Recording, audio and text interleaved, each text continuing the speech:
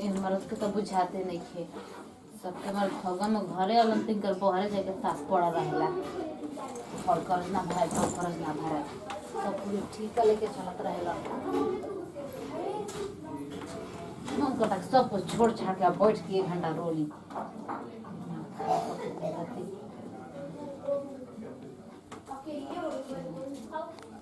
कहाँ को ना तक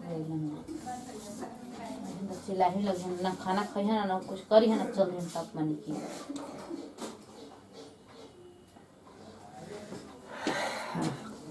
कह दिलू हो हाँ कही ना देनी बैठ का करी यार का घर में रो अपने दिमाग में ना बुझले सब पर्व त्योहार घर ही आवेला तो वो चल देते बाहर में का करूं मालिक बार बार फोन करता तो कहीं कि मैंने होली में सब घरे में तो मैंने हम बाहर आई का माल को कर ऑर्डर बा कहता कि मैं नहीं ऑर्डर पे तो छोड़ दियो करना कदी हम ना करम अरे पागल हरु इतना घर में कर्जी गुलाम बोलवे सब भरे सब कुछ ठीक है लेकिन वो चला बनी तो का करो बहन के शादी में 5 लाख खर्च हो गइल उ कुल भरे के बा बड़का भे ना उ ना बने कमा के पड़ का करतो हम तो खुद समझ नहीं कहत कि तनी खेती बाड़ी कर देतन कहतन कि हई नहीं के बचत हौ नहीं के बचत तब हम का करी और मालिक ऊपर से धमकी देता कि ना नहीं बता तारा के नौकरी से निकाल देता कहाँ नौकरी हम पावे जाई तो 2 घंटा आराम करे के मिल जाला ओकरा में माने रो भाई के अलावा नौकरी के अलावा कोई ना दिखाई देवेला ना अरे ऐसन बात नहीं खेल समझ कहां का ऐसन बात है कि रो बतिए से हमरा बुझाले कि रो का सोचना खाना वीडियो कॉलिंग बात होला ना बस तू सब तू एगो घर में से समझदार बाड़ू तो तू तो कम से कम हमार बात समझा हम तो बते समझते मैं बकरवा नहीं की समझाते तू घर में समझदार बाड़ू तो तनी सा तू तो समझ सकेलो ना हां समझते ये दिन बीतल जाते हुए नहीं बाबूजी बांध तनी उनको को सेवा संत कर दिया एको बाबूजी के बहन के ठीक है बनीला हो चीनी वाला सब डल डल कहां के से तो मुस्कुरा हम ना मुस्कुराए इधर तक मैं हंसी तो हमर छीन के लेके चल देते हम मुस्कुराई कोना हंसे छीन के लेके चल जाते नहीं एक बार बोलो हम ना मुस्कुरा के कह जल्दी आ जाई मैं रो त न क्यों हमारे बारे में ना सोचने तार बहनिया के कौन महीना में शादी बा 5वां में को तारीख 16 तारीख नु हम आई पक्का तो के गारंटी देते नहीं के जेकर डेट नहीं किया तो मैंने वो आई थी ना ना तो खाली तू बाड़ो ना चल हमरा के छोड़ दा वैसने बाला तार के 2 गो पैकेट में औरी लेके आई हमरा के ना चाहिए बस रो घरे रहे ठीक बा हम अगली बार से घर रह चलो ठीक बा चलो ट्रेन के टाइम होल तो बैठी ना रो के तो हमेशा लेटर भर रहला गरीब रथ 11:30 बजे बक्सर से भी फिर छूट जाई जे दे छूट हम तो चाहते छूट जाए ऐसे मत कह यात्रा पे जाए पर खिसिया मत कर मुस्कुरा के कह हम ना मुस्कान एक बार मुस्कुरा ना मुस्कान दांत 1 2 चल चल हम चलते थे जूता पहनने बता भैया के ले हम कह दे कि चल हमके छोड़ दो जी गवा हां भैया कहता नहीं कितनी हमरा के छोड़ दा चल ना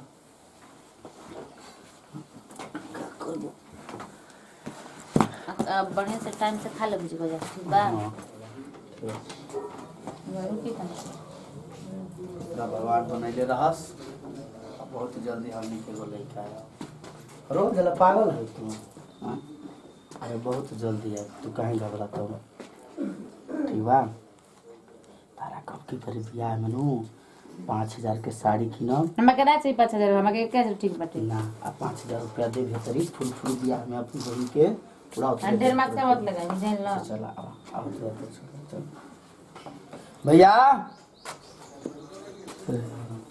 भैया क्या हुआ? तो चला हमारे के छोड़ दो बक्सर स्टेशन यहाँ पे तेरी हो गई का? हाँ जाता नहीं अब का करो मालिक को फोन करता बार बार आओ नहीं तो काम से निकाल देते हम जाते नहीं ठीक है भैया भैया क्या हो? चलो हमारे को बक्सर ट्रेन धरा दो तैयारी हो गई का जाएगा ना? जाते नहीं बार बार मालिक फोन करके दिमाग चाहता था कि अरे मालिक कैसे बैठे के आइले 15 दिन फिर है का करबो तनी घर पूरा देखत रहियो चलो तनी हमारे के धरा दो हम जाइए ना बड़ा ना जाता नहीं चलो ठीक बा ठीक है चलो चले बाबू क्या करते रहो आगो नहीं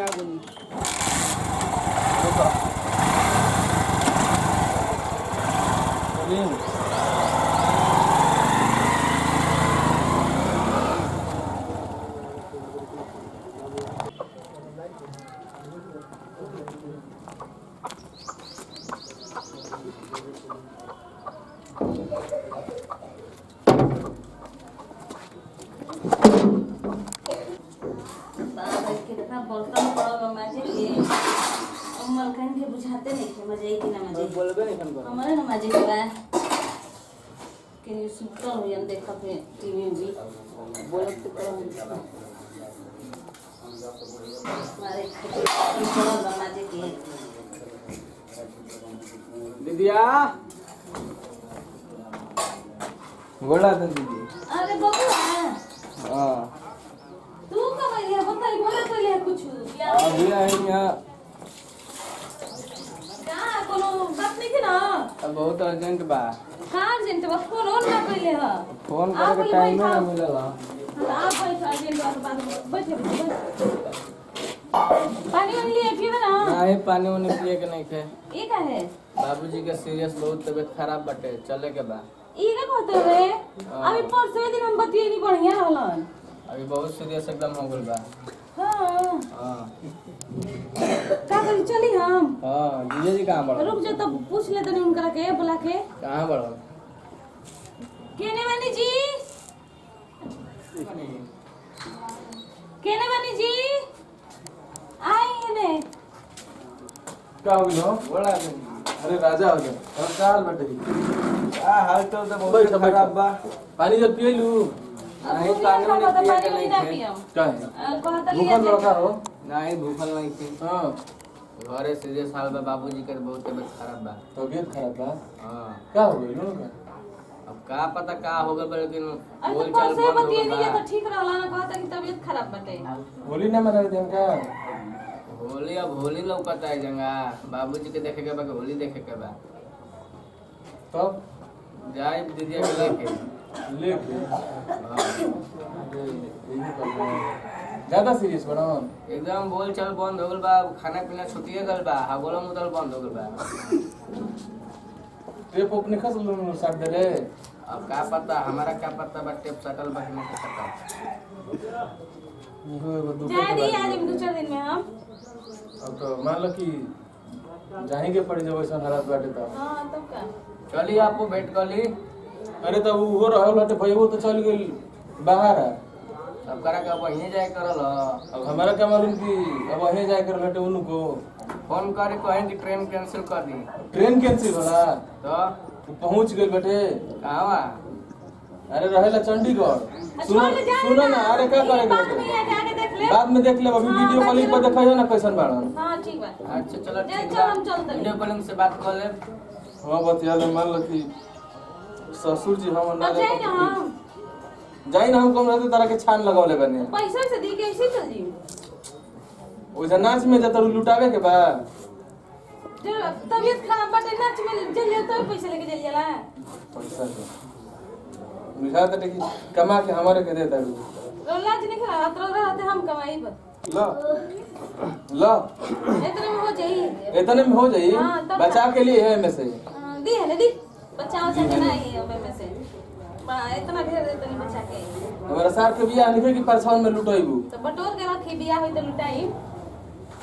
चल ठीक है हम जा तनी कपड़ा उपड़ा लेके ना जी ठीक है ना तो ले ले बड़ू किनी ले पूछ हां जा रे जा तनी ठीक है बोला तनी राजा हो जाता नहीं ध्यान दे ले मेरे को हां फोन करी हा हां करब ना तो अकेले उदास जाए हम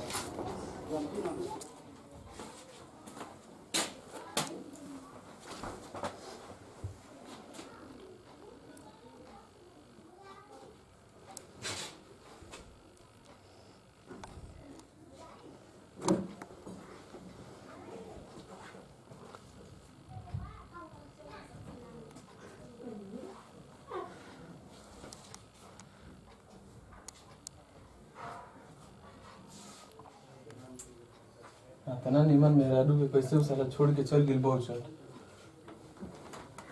कोहन हमरो घर के बड़ा हितवा रो लिया के चल गेल मलकाइन के अरे अरे उठा बता ना टर्चा बता ये जी आप बोले कि टर्चा बता अरे कोनो बात नहीं है तू सुता कोनो दिक्कत नहीं है अबू चल गेलन तब हम मानिए गेल बानी घर में के बेटे हां बैठा बैठा कोनो बात नहीं है ना ठीक बानी अरे बैठा ना और कुछ ले बा ना ऐसा ही आगे ना घूमत फिरत देखने की केवड़िए खुले बैठे कहीं बिलार उला रह के कुछ गिरा उरा दी ना वैसे ही आंख लागल सो करे बैठो कोनो बात नहीं है अब घर में हमनिए के बन जाता फिर एक दूसरा से लजाई तो काम चली ना बैठ 10 रात के 10 बज गए। अरे तो 10 बज गए तब मैं कौन कमाए बैठे रहती है मैं ना मोर मन ना लागत लटे ऐसे ही सारा नींद ना लागत लटे तो देखो नहीं कहीं घूम फिर ली बैठ ना ठीक बन रहा जाई सुती। क्या हम सुती अकेले मने नहीं खे लागत मेरा रू चल गई जाई फोन करके बतियाई। फोन करके बताई वो अपना बाबू के बीमारी में गल बिया वो सीरियस का बोल ठीक बन ना सीरियस बना का बोल बते मरे वाला बना शुभ बोली तनी मैंने सुबह बोला था नहीं मैंने मरल नहीं कहा लेकिन हालत ढेर खराब बैठे उनकर तो कितना दिन में भी आई। अब देखो जल्दी हमारे से कुछ सुना कहनी है कि नहीं जाता मैं और जाई में आए लहन ही तो लिया के गइला हन उनके भाई बैठो ना ठीक बार हो जाए ना। अरे रात भर खड़े रहबू तो रात भेजे हम का तो हम जाए माने हेजे रहे खातिर थोड़ी आइल बनी तो जाई जा तनी काहे हो जाइल बड़ू काटा तनी का हम ना जाई पढ़ाई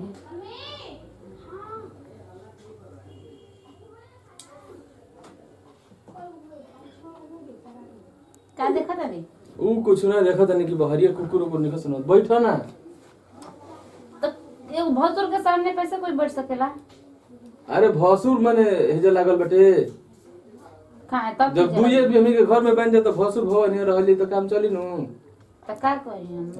हमनी के देवर भौजाई नहीं रहल का कौन में तनको बुझात नहीं कि मन देवर भौजी के का कहल जाला के करा के कहल जाला का उहो दिमीन होला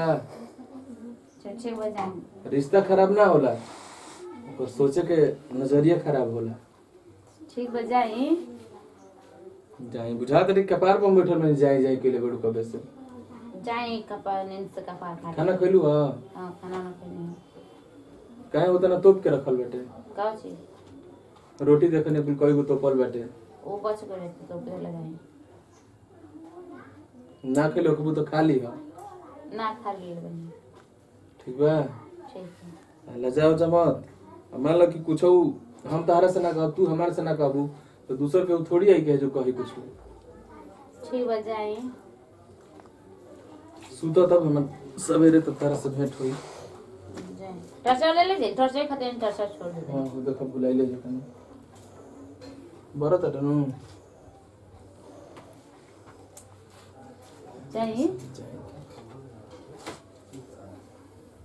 मोछोड़ काटो तरह से मर दे जे पान खा रहा है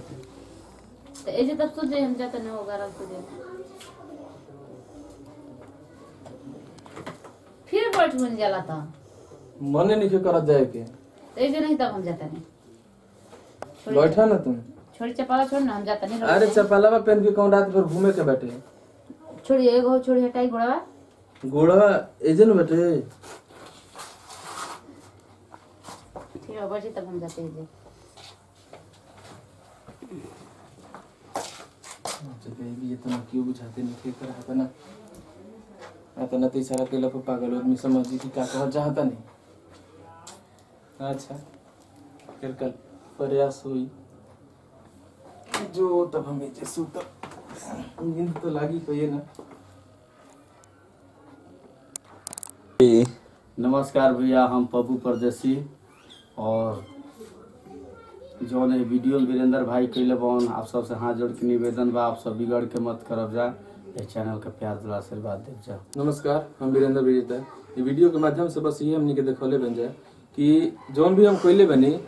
ई रियल में ऐसा हम है ना, लेकिन रोल करे के पड़ गई बेटे कहे से कि समाज में ऐसा कुल कहीं कहीं हमनी के देखे के मिलत हटे। तो अगर समाज में कुल दोस्त बेटे तो एकरा के मिटाई जाए। वीडियो लोगों सबके अच्छा लगल तो लाइक करी जाए, ज़्यादा से ज़्यादा शेयर करी जाए, कमेंट करी जाए और चैनल के सब्सक्राइब नहीं कीजिए के लिए सब्सक्राइब करी जाए। नमस्कार प्रणाम, हम सिंगर सरिता सिंह। नमस्कार प्रणाम मुनिंदर। यही के साथ दी जब विदाई, अगला वीडियो में फिर मिले जी। जय जवान जय किसान, जय भोजपुरी किसान। चलिए बताइए होला।